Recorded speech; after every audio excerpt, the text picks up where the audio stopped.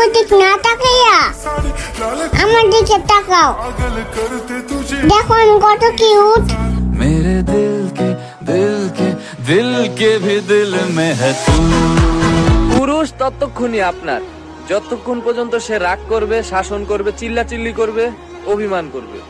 একবার যদি চুপ হয়ে যায় বুঝা নিবেন আপনি তারে হারায়